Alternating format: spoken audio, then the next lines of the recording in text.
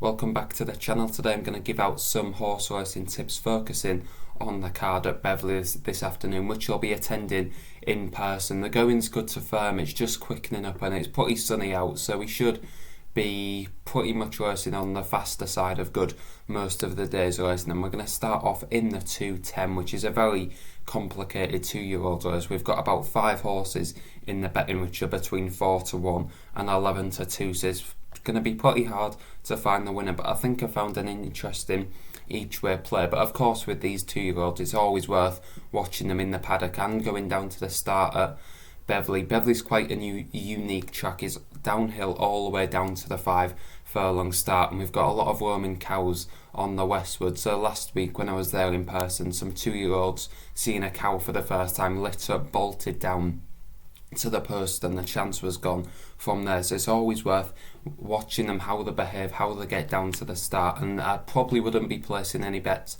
on this race until they get down to the start. It's that crucial for these younger horses. And one I do like, of course, if he goes down to the start okay, is Sanctimillion, trained by David Loughnane, who only sends the one runner all the way to Beverley. It's about a 3-hour trip there and back for him, so he's sent this horse a long way for his debut. And I think with Danny Tudor-Buck, who is probably the best jockey to follow at this track, I think he's got about a 25% strike rate. He's definitely one of the top jocks to follow. I think this horse looks okay on breeding too and is 9 to 1 in the market. I think there might be a little bit of value there, but who knows with these newcomers. The market will prove crucial, and I'll be interested to see how he gets down to the start. But in the first, I think Sanctimillion, if everything goes well leading up to the race, could run quite well. Now the next 2 races both have Benoit de la Salle on short priced favourites. They're both 6 to 4 and 7 to 4. He's my jockey to follow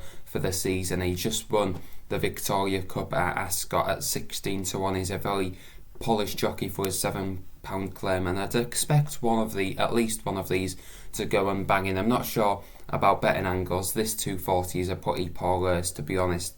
The favourite in this is 56 rated and it's 6 to 4 to win, which says a lot about the quality of the race. The second favourite is Vaunted, who on weight should be winning this race, but for me I have a little concern about Nigel Tinkler turning them out first time out. His horses aren't in the best of form and usually come on for a run, so he might just be one to avoid this time out. And now the rest of the horses don't make the best standing in the world. You've got Treasure Trouble, who's a 45 rated horse and carries pretty much the joint most weight, but I think even that horse would have a little bit of a chance because it's not the strongest race of all time at all. And we're going to move on to the 340, which has Ryan Sexton and Gemma Tutty teaming up again on Elixsoft, who has just won the other day, won very impressively at Nottingham, and the follow-up definitely seems on the cards. I think Kylie Rules is one who loves it here. That's a little bit of an each-way play, but the one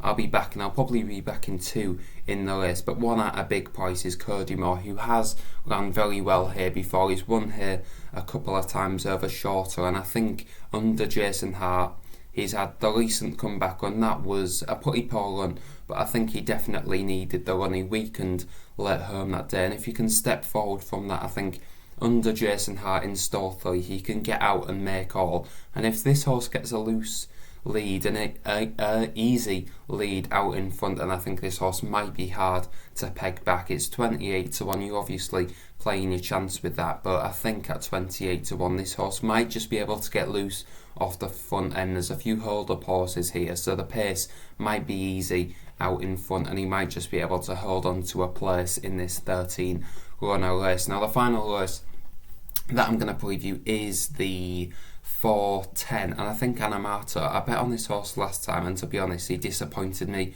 quite a lot, but that was over 7 furlongs on his comeback run. He was beaten a long way in the end, but the winner was a good one in Evocative Spark, and I think I'm a Gambler finished 5.5 lengths off the winner. He won a pretty competitive race at Hamilton just the other day, so the form of this race is working out pretty well. Animata wasn't given a tough time by Danny Tudor once he was beaten. From that run I think he'll strip a lot fitter. He's dropped £2 down in the handicap, is into an easier race, and a step up significantly in trip might just suit as well. So all these factors make him of interest at 15 to 2 in the market. Now I'm going to have a preview of the York races coming soon, and I'm going to do a £20 giveaway challenge, so you've got to be subscribed to be involved, and make sure you watch my next video to see what the regulations are for getting involved in that. But thanks a lot for watching, have a good day, hopefully back a few winners, and I'll see you next time.